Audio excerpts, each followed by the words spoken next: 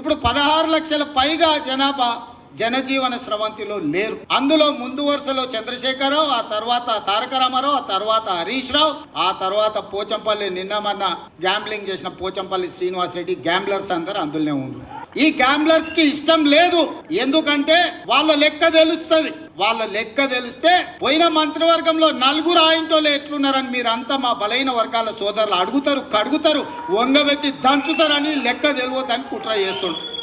ఇక మా దాంట్లో మా అమాయక సోదరులు 75 ఏళ్ల తర్వాత ఒక లెక్క పక్కాగా మనం చేస్తే దాన్ని అర్థం చేసుకోకుండా ఈ లెక్క తప్ప అని అంటారు. అంటే ఇక మీ జీవితంలో ఈ లెక్క రావద్దని చంద్రశేఖరరావు ఏదైతే కుట్ర చేస్తుండో మీరు కూడా తెలియకుండానే ఆ కుట్రకు సహకరిస్తారు. నేను ఇవాళ వేదిక మీద నుంచి ఛాలెంజ్ చేస్తున్నా, ఎవరైతే 8 పేజీల లెక్కలో వివరాలు ఇచ్చి సంతకాలు పెట్టారో ఏ దాంట్లో కూడా ఒక్క తప్పు లేదు. ప్రతి కాలం వాళ్ళు రాసిచ్చిందే మా వాళ్ళు రాసుకున్నారు, వాళ్ళు సంతకం పెట్టిందే ప్రభుత్వం దగ్గర ఉంది.